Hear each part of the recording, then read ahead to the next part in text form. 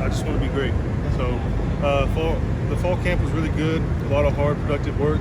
There's a lot of struggle, a lot of growth pains, but I've excelled a lot in my pass rushing ability, recognizing an offense and their strengths, and being able to convert and power scoot, things like that. What's it been like watching Reggie grow up, mature, and earn that starting role too? So me and Reggie are like brothers. It's really cool. We were actually just talking outside, like, man, we got to get on some Zoom calls with the other DNs late at night, just going over film, studying our plays, things like that. So, yeah, me and Reggie, really cool. We're growing together, so it's cool to see him mature as well as him rubbing off on me. I'm maturing, he's taking a leadership role. I'm able to piggyback that, take a leadership role as well. It's really cool. You talked about some of those guys, getting together on in that group. Some of the guys. What is that? How much has that helped you? Just that cohesiveness as a group. Yeah, it's created a lot of chemistry, a lot of brotherhood, and I mean, everybody's stronger together, right? You ever seen the movie 300? Those guys will go to war together, they'll die together, bleed with each other. I feel like we're becoming those kind of Spartans, just binding together, trusting each other, and if we screw up, we're able to correct each other, hold each other accountable. It's really healthy. It's really good. Is that one of your favorite movies? Oh, 300's a good one. Oh yeah, I got a lot of good movies. How much have you enjoyed the physicality that's gone on throughout camp? I feel like this camp and Coach Venables and the mindset he brings, it's a lot of grit, a lot of hard-nosed football, and coming from a 4A school where there was never a passing down, I know what it's like to be in the ruts of it, and I'm learning to use my hands instead of just headbutting people. I'm learning to use my hands as weapons, use my weight, use my hips, feet, all that stuff. A lot of grit, a lot of working. I was surprised we weren't practicing outside in the rain. I was the first, but the mentality is really nice.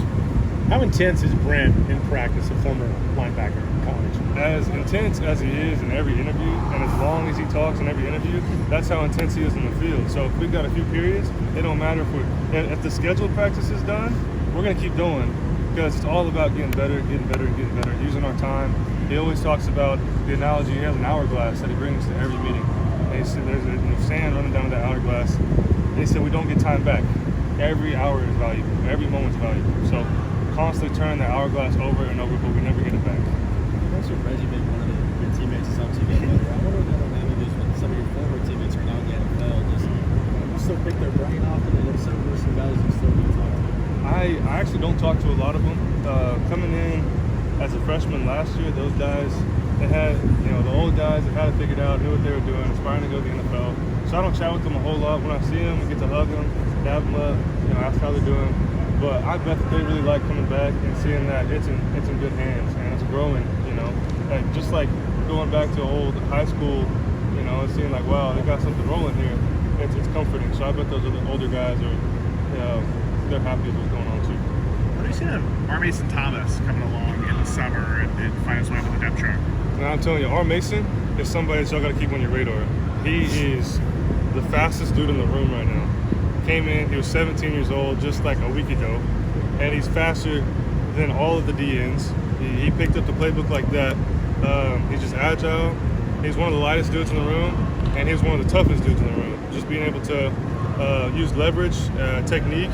He was throwing around guys that are nearly 100 pounds heavier than him. And what is he going to be when he's got some weight on him, some experience, and some confidence? Like, R. Mason's going to be a dude. I'm going to be surprised if he's not out of here in 3 years, really. Coach Levy talked today about how cohesive the offensive line is and how far along you've gone up against them in the class. What struck you most about them?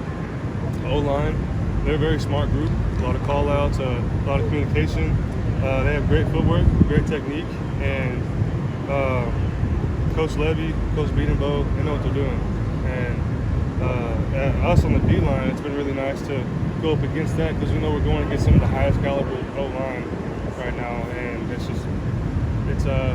like iron sharpening iron. Who's your favorite guy to go up against? Probably Anton. He's the best dude out here, in my opinion. Not just draft stock, but as far as his hands, he's got patient hands, great footwork, he's strong.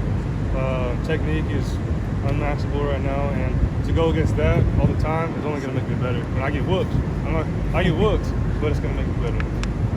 You mentioned the room. What is it about Jonah and Marcus that has you so excited? Jonah and Marcus, they're both some of the vets out of the group.